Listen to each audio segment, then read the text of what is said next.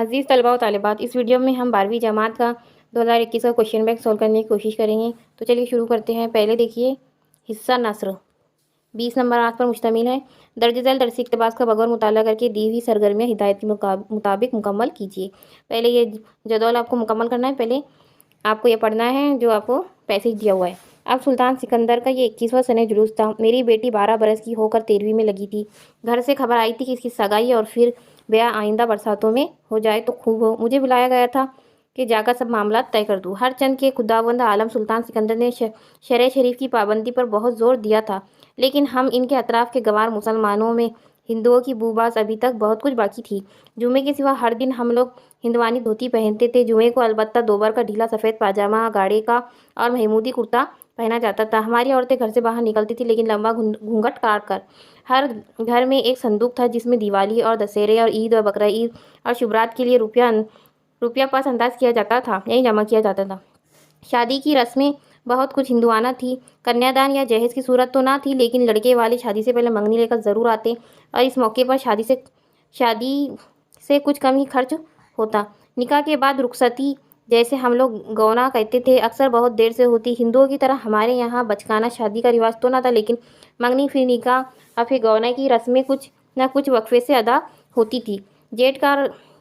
جیٹھ نکل کر آشاڑھا کی آمد تھی جب میں نے گھر جانے کا ارادہ کیا۔ 300-350 تنکوں کا انتظام میں نے کر لیا تھا کہ مصارف شادی اس سے کم بھلا کیا ہوں گے۔ ارادہ تھا کہ شام ہونے کے پہلے لیکن عصر کے بعد چل نکلوں کہ موسم ٹھنڈا ہو چکا ہوگا۔ ایک منزل کرتے کرتے غروب آفتاب ہونے لگا۔ کہیں کوئی اچھی سرائے دیکھ کر رات گزار لوں گا اور صبح ٹھنڈے ٹھنڈے اپنے گاؤں ننگل خورد پہنچ لوں گا۔ آپ دیکھیے، آپ کو یہاں پر لکھنا ہے ہندوؤں کا تہوار کے کون کون سے بتایا ہے۔ یہاں پر ہندوؤں کے تہوار دیکھیے دیوالی اور دسہرہ، تو یہاں آپ کو دیوالی اور دسہرہ لکھنا ہے، جبکہ یہاں لکھنا ہے عید اور بقرعید۔ نیکسٹ ہے کہ درج ذیل جملوں کے لیے صحیح متبادل کا جواب تلاش کر کے لکھیے۔ سلطان سکندر کا یہ خالی جگہ، یہاں پر ہے 21واں سنِ جلوس تھا۔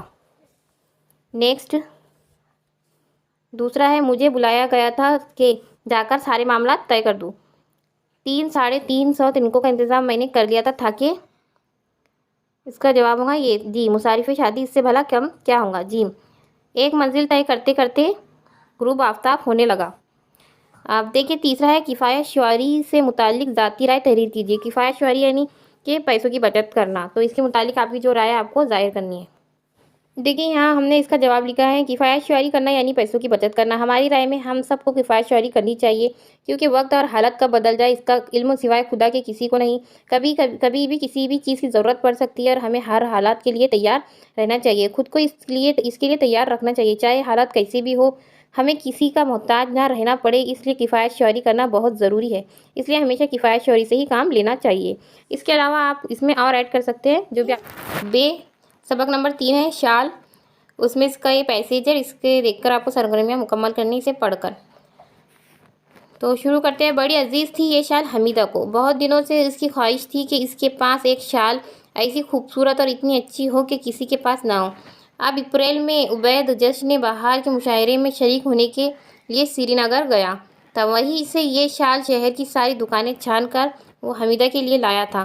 اس کے چوڑے حاشیے پر بہت ہی عمدہ، نازک اور باریک کام بنا تھا اور بیچ والے حصے میں ہر طرح کے پھول کھلے تھے، گلاب و لالا، بنفشہ، نرگس، سیوتی اور سوسن، کنول اور زوکا۔ کتنی خوش ہوں گی وہ ایسی شال پا کر، اس کے گالوں پر سرخی دوڑ جائے گی، اس کی آنکھوں میں ستارے چمکیں گے، اسے اوڑھ کر اٹھلائیں گی اور آپ نے آپ شرمائیں گی۔ اور جب وہ لکھنؤ پہنچا اور گھر میں داخل ہوتے ہی اس نے یہ خوبصورت شال حمیدہ کے کندھوں پر ڈال دی تھی، تو اس کے سارے خواب سچ نکلے تھے۔ وہ بوکھلا بھی گئی تھی، وہ مسکرائی تھی، وہ کھلکھلائی تھی اور بلبل کی طرح چہک بھی اٹھی تھی۔ حمیدہ نے اسے شیشے کی الماری میں رکھا اور اس میں مضبوط قفل ڈال دیا۔ یہ الماری کنجوس کے دل کی طرح ہمیشہ بند رہتی، بس اس کے شیشے دن میں دو دفعہ باہر سے جھاڑ دیے جاتے۔ عبید نے ایک بار ٹوکا بھی، شال اوڑھنے کی چیزیں پرستش کی نہیں، ابھی گرمیاں ہیں، اس لیے اتنا ہی کرو کہ اسے الماری سے نکال کر وہ ایک بار دھوپ میں دکھا دو، اونی ہیں، कीड़ा वीड़ा ना लग जाए। तो देखिए यहाँ तक कि ये आपने पैसेज पढ़ लिया है। अब देखिए इससे पहले आपको सरगर्मी मुकम्मल करनी है। पहले ये इक़्तिबास से मौजूद लफ्ज़ तलाश करके दर्ज झैल शब्द की खाका मुकम्मल कीजिए। शाल पर मौजूद फूल। तो देखिए इसका जवाब यहाँ पे आप लिखेंगे बनफशा, गुलाब, लाला, बनफशा, नरगिस, सेवती, सोसन। ये इसमें आप लिख सकते हैं पाँचों भी चौकोन में, ठीक है। अब देखिए आगे देखिए सरगर्मी। दर्ज झैल की सरगर्मियाँ एक जुमले में मुकम्मल कीजिए। उबैद की बीवी का नाम हमीदा। उबैद जिस जगह गया था उसका नाम है श्रीनगर। कंजूसी से मुतालिक अपनी ज़ाती राय लिखिए। देखिए इसका जवाब इस तरह से लिखेंगे कि देखिए अपनी चीज़ों या पैसों का हद से ज़्यादा प्यार करना, ज़रूरत पड़ने पर भी खर्च ना करना या इसका इस्तेमाल ना करना, इन चीज़ों को बचा बचा कर रखना ही कंजूसी कहलाता है। कंजूसी सखावत का उलट है। इसका मतलब इन लोगों के पास पैसे चीज़ें होते हुए भी होती है लेकिन वो इसका वक्त आने पर भी इस्तेमाल नहीं करते। एक तरह से वो इन चीज़ों की परस्तिश करते हैं। ऐसा करना बहुत गलत बात है क्योंकि पैसा या कोई भी चीज़ इंसान के लिए, इंसान इन चीज़ों के लिए नहीं। इसके अलावा आप चाहे तो इसमें और ऐड कर सकते हैं। नेक्स्ट देखिए सबक नंबर 5 में से है ये। पहले पैसेज पढ़ लेते हैं। हमने ड्रिल्स में शिरकत से पहले फौजी किट को बूट, पट्टी, नंबर, बटन, पेटी, फ्लैश वगैरह दिखा ली थी, लेकिन कंपनी कमांडर साहब ने हमें देखते ही जैसे पहचान लिया और फरमाया, कैंडिडेट नंबर 15 कॉलर पर एक सफ़ेद जर्रा यानी इनकरेक्टली ड्रेस, सज़ा 3 एक्स्ट्रा ड्रिल। इसके बाद ड्रिल शुरू होती और खूब तेज़ी या तुंदी से खूब में मिलने लगती। सीधे देखो, छाती बाहर, थोड़ा ऊपर, बाजू हिलाओ, हॉल्ट, हिलो मत, मक्खी मत उड़ाओ, हंसो मत वगैरह। इन सब में हिलो मत के हुक्म पर अमल करना अज़ाब अजीम था। सीधे बुत बने खड़े हैं कि कान पर खुजली महसूस होती है। अब खांधे को जंजिश देना जुर्म। फंदा कान तक नहीं पहुंच सकता और कान खुद हिलाए मंशाए फितरत नहीं, और वहाँ तक हाथ ले जाना मंशाए सार्जेंट नहीं। ऐन उस वक्त के एक मक्खी नाक पर नाजिल होती है। मक्खी को फना करने की बेपनाह कोशिश दिल में पैदा होती है, लेकिन सार्जेंट से आग से बचाना किरामन कातिबीन से आग बचाना। मक्खी पर दस्त दराजी का ख्याल आता तो सार्जेंट गोया हाथ हिलाने के ख्याल ही को देख लेता और अपनी गैर तालीम याफ्ता तबके की अंग्रेज़ी में चिल्लाकर उठता, डोंट किल डोंट फ्लाई, मक्खी मत मारो। हाथ वही का वही सूख जाता है और मक्खी निहायत इत्मीनान से नाक की नशेब व फराज का मुआयना करती है। ऐसे इस्तिलाल अंगेज़ हालात और बेहरकत खड़े रहना सही मायनों में नफ्स कशी थी। इस वक्त ज़िंदगी की वाहिद ख्वाहिश सिर्फ इतनी होती कि कब ड्रिल ख़त्म हो और जी भरकर नाक और कान खुजाए, और बिला आखिर जब ड्रिल ख़त्म होती तो हम बिला खौफ ताज़ीर कानों पर को चूसते और मक्खियों को उड़ा सकते। हमें महसूस होता है कि कान खुजाना और मक्खी उड़ाना किस कदर अजीम अय्याशी है, बल्कि इसी खुशी में वो आबले भी भूल जाते जो इनकी आहनी बूटों के अंदर ही बनते और फूटते थे। तो देखिए अब यहाँ पर आपको ड्रिल के अहकामात लिखने हैं। तो देखिए हुक्म मिले, सीधे देखो, छाती बाहर, थोड़ा ऊपर, बाजू हिलाओ, हिलो मत, इतना आपको इसमें लिखना है। नेक्स्ट है दर्ज झैल जुमलों के लिए सही मुतबादिल जवाब तलाश करके लिखिए। कंपनी कमांडर साहब ने फरमाया, कैंडिडेट नंबर 15 कॉलर पर एक सया जर्रा है। इसका जवाब होगा कॉलर पर एक सफ़ेद जर्रा है। ये बे इसका आंसर है। दूसरा देखिए नंबर 2, कान का खुद हिलना मंशाए फितरत नहीं है, वहाँ तक हाथ ले जाना मंशाए, यहाँ पर होगा मंशाए सार्जेंट नहीं। सार्जेंट कोया हिलाने का ख्याल सही को देख लेता है और अपनी गैर तालीम याफ्ता अंग्रेज़ी में चिल्ला उठता है। तो यहाँ पर इसका आंसर होगा जीम। आगे देखिए, हमें महसूस होता कि खाली जगह कि कान खुजाना और गाल सहलाना। तो यहाँ पर होगा कान खुजाना और मक्खी उड़ाना भी किस कदर अय्याशी है, किस कदर अजीम अय्याशी है। नेक्स्ट देखिए सबक नंबर 6 जो आपका ड्रामा है ना उसमें से। सैराब, भाग जा, इस दुनिया से किसी दूसरी दुनिया में भाग जा। तूने शाम वो निरेमान के खानदान का चिराग बुझा दिया। तारीख, जंगलों में, पहाड़ के गारों में, समंदर की तह में, तू कहीं भी जाकर छुप, लेकिन मेरे बाप रुस्तम के इंतकाम से बच न सकेगा। रुस्तम चौंक कर खड़ा हो जाता है। क्या कहा? तू रुस्तम का बेटा है? कहा, हाँ। रुस्तम, तेरी माँ का नाम? तो सैराब कहता है, तहमीना। रुस्तम, तेरे इस दावे का सबूत? सैराब, इस बाजू पर बंधी हुई मेरे बाप की रुस्तम की निशानी। रुस्तम, झूठ, गलत, धोखा दे रहा है, मुझे पागल बनाकर अपना कत्ल का इंतकाम लेना चाहता है। घबराहट के साथ सैराब के बाजू का कपड़ा फाड़कर अपना दिया हुआ मोहर देखता है। वही मोहर, वही निशानी। सर पीट कर क्या किया अंधे पागल जल्लाद, ये क्या किया? शेर जैसा खूंखार, भेड़िए जैसा जालिम, रीछ जैसा मोजी हैवान भी अपने औलाद की जान नहीं लेता, लेकिन तू इंसान होकर हैवान से ज़्यादा खूनी और जहन्नुम से ज़्यादा बेरहम बन गया। तो देखिए, अब शब की खाका आपको मुकम्मल करना है। ख़ानदान का नाम साम, वो नरेमान। सैराब की माँ का नाम तहमीना और बाप का रुस्तम।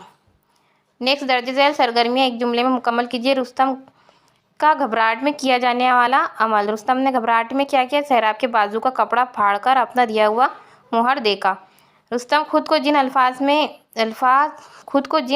में कोसा, उन्हें तहरीर कीजिए।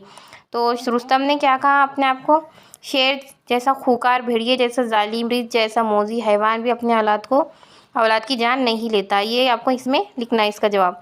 और नेक्स्ट देखिए, वालिदैन की शफ़क़त पर इज़हार ख़याल कीजिए। इस दुनिया में सबसे मुक़द्दस रिश्ता वालिदैन का है। अल्लाह ने माँ के कदमों में जन्नत को रख दिया और बाप को जन्नत का दरवाज़ा बनाया। दुनिया में हर चीज़ का नेमुल बदल मौजूद है सिवाय माँ बाप की। वालिदैन अपनी औलाद के लिए दुनिया की हर तकलीफ़ बर्दाश्त करते हैं, लेकिन औलाद पर आँच भी नहीं आने देते। इनकी हर ज़रूरत व ख्वाहिश पूरा करने की पूरी कोशिश करते हैं। औलाद के नखरे उठाते हैं। माँ की ममता नर्म खुशबूदार फूल की तरह है, तो बाप सायादार दरख्त की तरह। बच्चा माँ बाप के साथ ही अपने आप को सबसे ज़्यादा महसूस करता है। इसमें इसके अलावा आप और भी ऐड कर सकते हैं। ये दर्जे झैल दरसी इक़्तिबास का बगैर मुताला करके दी हुई सरगर्मियाँ हिदायत के मुताबिक मुकम्मल कीजिए। यहाँ पे आपको ये दरसी इक़्तिबास दिया हुआ है, जो उसमें आपको दीवार चीन का जिसमें ज़िक्र है, तो ये आप इसको पढ़ लीजिए। हम आपको डायरेक्ट जवाब बता देते हैं। शहर ममनुआ की खुसूसियात। तो शहर ममनुआ की क्या खुसूसियात थी? यहाँ पे कई अजायब घर मौजूद है और यहाँ पर आम लोगों का आना मना था। यहाँ पर अज़ीमुश्शान महलात से पर ये मुश्तमिल है और एक ये वसी व अरीज़ किला है। ये इसकी खुसूसियात है। अब नेक्स्ट देखिए, दर्जे झैल जुमलों के लिए सही मुतबादिल तलाश करके लिखिए। पैसेज में से लिखना है आपको। शहर ममनुआ दरअसल अज़ीमुश्शान शाही महलात पर मुश्तमिल चीन के मिंग ख़ानदान के, इसका जवाब होगा बे, बादशाहों का बनाया हुआ वसी व अरीज़ महल है। सेकंड है, इसे शहर ममनुआ इसलिए कहा जाता है कि यहाँ पर आम लोगों का आना मना था। इसका अलिफ इसका आंसर होगा। आगे देखिए, तीसरा, मरकज़ी दरवाजे से अंदर दाखिल होने के बाद यके बाद दिगरे 16 आलीशान महलात है। इसका जवाब होगा बे।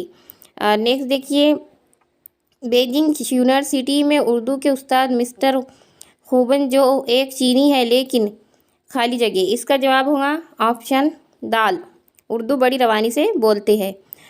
थर्ड है, अजायब घर पर अपने ख्यालात कलमबंद कीजिए। यानी अजायब घर के बारे में आपको अपनी राय देनी है। जवाब इस तरह से लिख सकते हैं या आप चेंज भी कर सकते हैं। अजायब घर यानी कि म्यूज़ियम। अजायब घरों में पुराने ज़माने के अजीम सामान, चीज़ें, दस्तावेज़ात रखे जाते हैं। मुख्तसर ये कि यहाँ तारीख को हिफाजत के साथ रखा जाता है। तारीखी चीज़ों को दूर दूर से लोग यहाँ तारीखी अशिया को देखने के लिए आते हैं, साथ ही साथ उन्हें पुराने ज़माने के वक्त की मालूमात भी हासिल होती है। हमारे मुल्क में भी कई अजायब घर मौजूद हैं जहाँ हमें हमारे मुल्क की तारीख का पता चलता है। इसके अलावा इसमें आप और अपने दिल से ऐड कर सकते हैं। नेक्स्ट है फिर बे, आपका एक सबक दिया गया है, उसमें का पैसेज और उसके मुतालिक आपको सरगर्मियाँ मुकम्मल करनी है। अब हम देखेंगे गैर दरसी इक़्तिबास। जी में दर्ज झैल गैर दरसी इक़्तिबास का बगैर मुताला करके दी हुई सरगर्मियों को हिदायत के मुताबिक मुकम्मल कीजिए।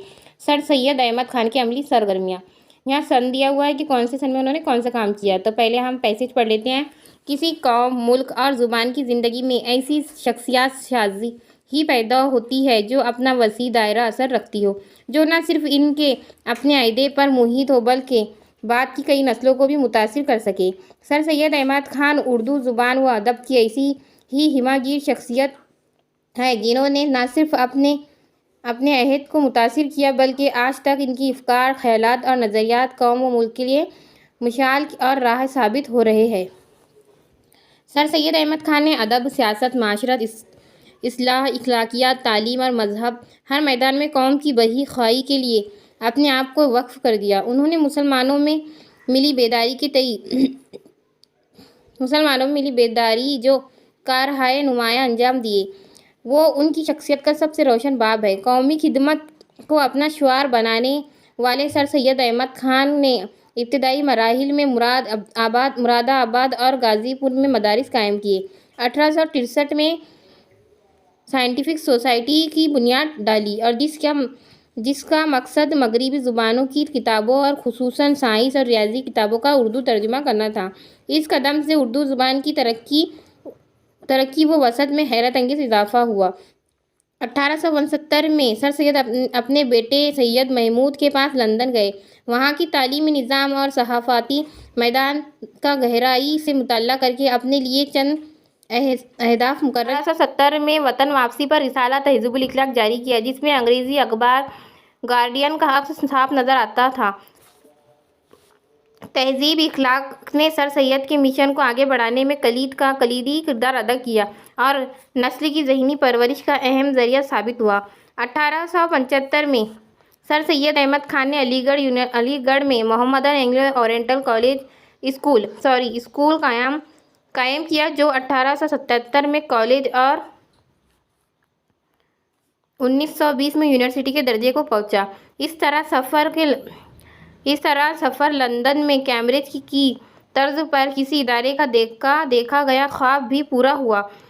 1886 میں تعلیمی ضرورت کے لیے محمدن ایجوکیشن کانفرنس کا قیام عمل میں آیا۔ اب سر سید احمد خان کا مشن اتنا توانا ہو چکا تھا کہ ملک کے دوسرے علاقوں میں بھی اس طرح کے اداروں کے قیام کی کوششیں ہونے لگیں۔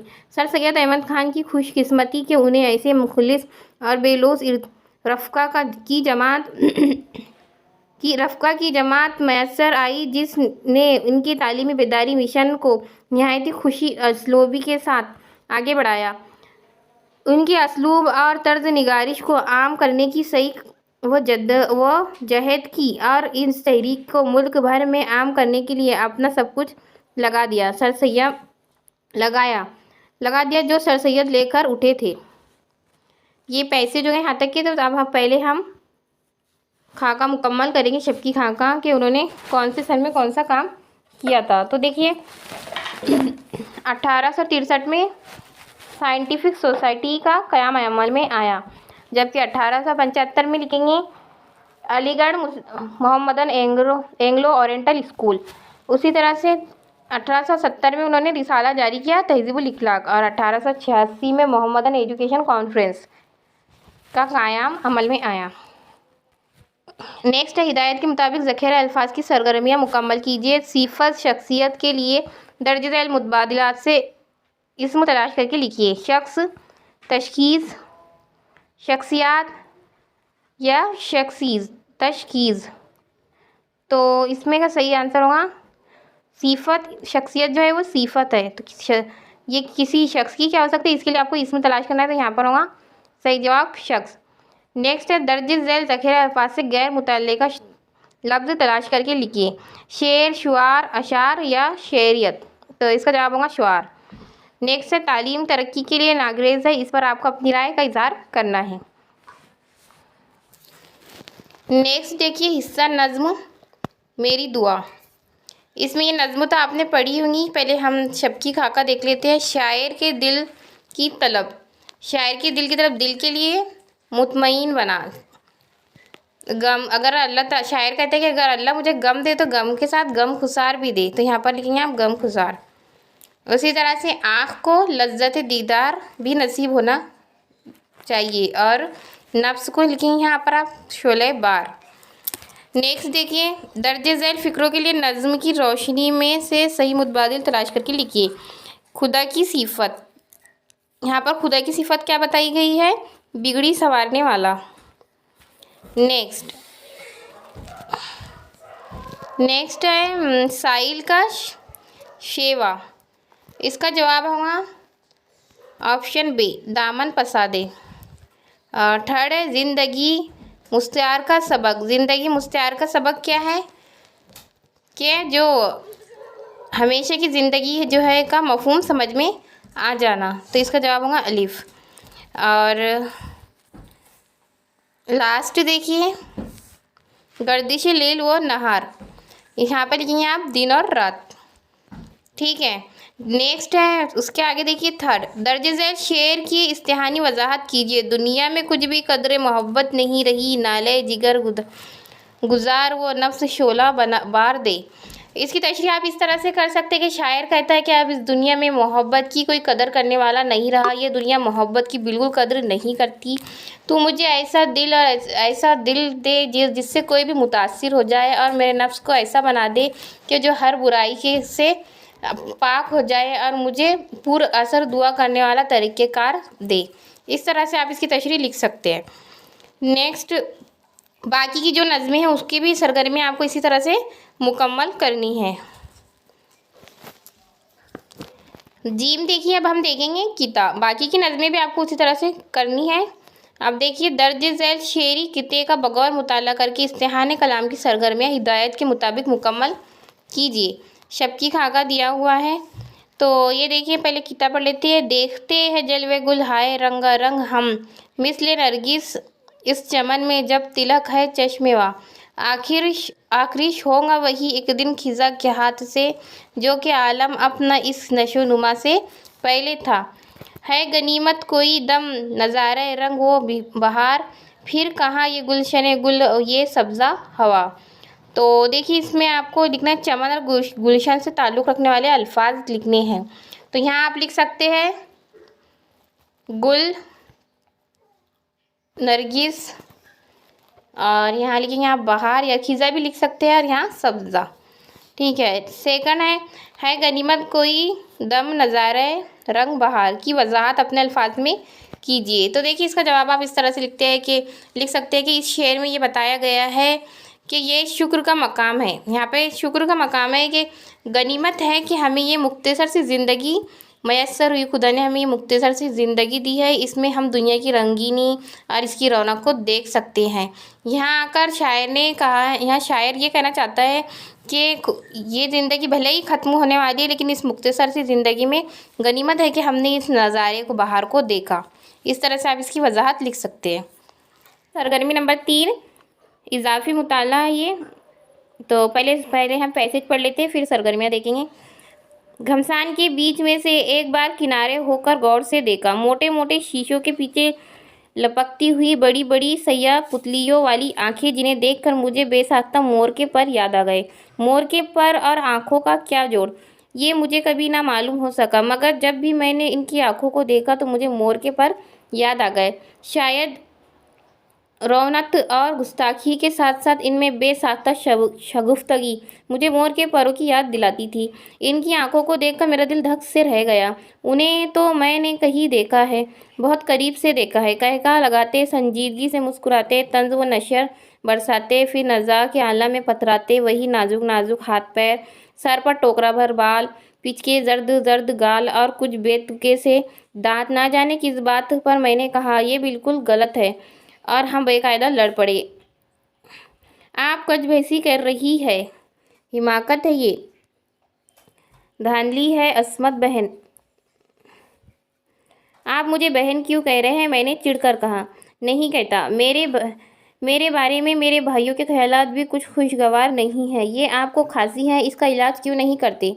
इलाज 3 साल हुए, डॉक्टर ने कहा था कि साल भर में मर जाओगे, तुम्हें टीबी है। साफ जाहिर है कि मैंने ना मर कर इनकी पेशन गोई को सच्चा साबित ना होने दी। इससे तो जादू करने वाले ही ज़्यादा अक्लमंद होते हैं। यही बात आपसे पहले एक बुज़ुर्ग फरमाया करते थे। कौन बुज़ुर्ग? मेरे भाई अजीम बेग नोमन मिट्टी के नीचे आराम फरमा रहे हैं। तो अब देखिए इसकी सरगर्मियाँ देखेंगे हम। पहले देखेंगे शबकी खाका, मिनटों का हुलिया बयान कीजिए। यहाँ आपको मिनटों का हुलिया बयान करना है कि सर पर टोकरा भर बाल थे, नरम नरम नाजुक नाजुक हाथ पैर, और कुछ बेतुके से दांत, और उनकी जर्द जर्द पिचके हुए गाल। इस तरह से आप लिख सकते हैं उनका हुलिया। नेक्स्ट देखिए درج ذیل کے لیے صحیح متبادل تلاش کر کے لکھیے۔ شاید روانیت اور گستاخی کے ساتھ ساتھ ان میں بے ساختہ شگفتگی مجھے مور کے پروں کی یاد دلا رہی تھی۔ ہم مصنفہ کہتی ہے کہ مور کے پروں کی یاد دلا رہی تھی۔ نیکسٹ ہے، نہ جانے کس بات پر میں نے کہا یہ بات بالکل غلط ہے، یہ بالکل غلط ہے، یہاں لکھیں گے آپ جیم۔ اگلا دیکھیں گے تیسرا، میرے بارے میں میرے بھائیوں کے خیالات بھی کچھ خوشگوار نہ تھے، یہاں آئے گا دال۔ 3 سال ہوئے، ڈاکٹر نے کہا تھا کہ سال بھر میں مر جاؤں گے، تمہیں کیا ہے، تمہیں ٹی بی ہے۔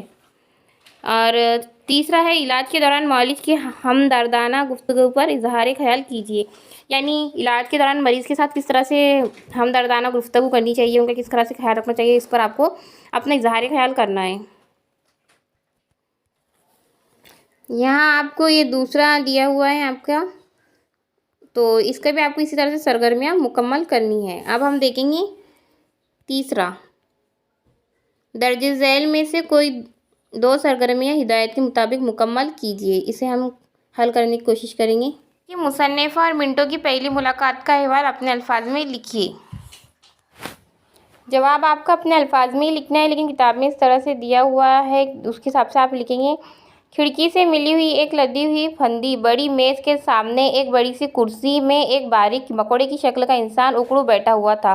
آئیے آئیے، بڑی خندہ پیشانی سے منٹو کھڑا ہو گیا۔ منٹو ہمیشہ کرسی پر اکڑو بیٹھا کرتا تھا اور بہت ہی مختصر نظر آتا تھا، لیکن جب کھڑے ہوتا تھا تو کھینچ کر اس کا قد لمبا نکل آتا تھا، یعنی جب وہ بیٹھے تھے تو ایسا لگتا تھا کہ بہت ہی دبلے پتلے چھوٹے سے، لیکن جب وہ کھڑے ہوتے تھے تو پتہ چلا کہ ان کا قد کافی لمبا تھا۔ اور بعض وقت جب منٹو رینگ کر کھڑا ہوتا تھا تو بڑا زہریلا معلوم ہوتا تھا۔ اس کے جسم پر خرد کا کرتا اور جواہر کٹ صدری تھی۔ ارے میں سمجھتا تھا کہ آپ نہایت ہی کالی دبلی سوکھی مریل سی ہوں گی، اس نے دانت نکال کر ہنستے ہوئے کہا، اور میں سمجھتی تھی کہ آپ نہایت ہی دبنگ قسم کے چنگاڑتے ہوئے پنجابی ہوں گے۔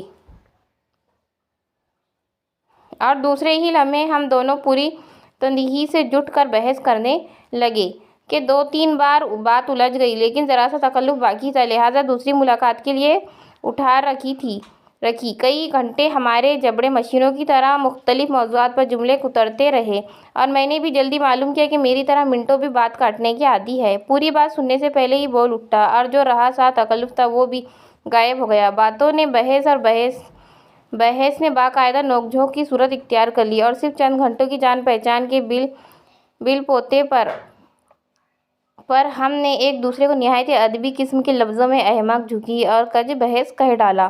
اس طرح سے ان کی پہلی ملاقات ہوئی تھی مصنفہ کے ساتھ۔ اس میں کوئی 2 ہی کرنا ہے، تو پہلے دوسرا دیکھ لیتے ہیں۔ منٹو کا سراپا مصنفہ کے زبانی بیان کیجیے۔ جواب اس طرح سے دیکھیے، منٹو کی شخصیت پر لکھے گئے عصمت چغتائی کے خاکے کے مطالعے سے معلوم ہوتا ہے کہ ان کے دونوں کے تعلقات ابتدائی سے 2 ملاقاتوں ہی میں بے تکلف کے ہو چکے تھے، اور منٹو کی موت کے بعد لکھے گئے اس خاکے کی تحریر بتاتی ہے کہ غائبانہ ہی صحیح مرتے دم تک ویسے ہی رہے۔ منٹو کے سراپا بیان میں بھی وہی انداز نظر آتا ہے۔ اس بے تکلفی سے پرے اس پر روشنی ڈالی جائے تو معلوم ہوتا ہے کہ منٹو لمبے قد کے دبلے پتلے انسان تھے، نازک ہاتھ پیر اور سر پر بڑے اور زیادہ بال، پچکے زرد گال اور بے ترتیب دانت اور سیاہ پتلیوں والی بڑی بڑی آنکھیں تھیں۔ جسم پر خرد کا کرتا اور پاجامہ اور جواہر کٹ صدری تھی۔ اس میں جو مصنفہ نے ان کا جو حلیہ بیان کیا ہے وہ آپ کو بیان کرنا ہے۔ سرگرمی نمبر 4، نثری قواعد۔ پہلا دیکھیے، درج ذیل محاوروں کا جملوں میں استعمال کیجیے۔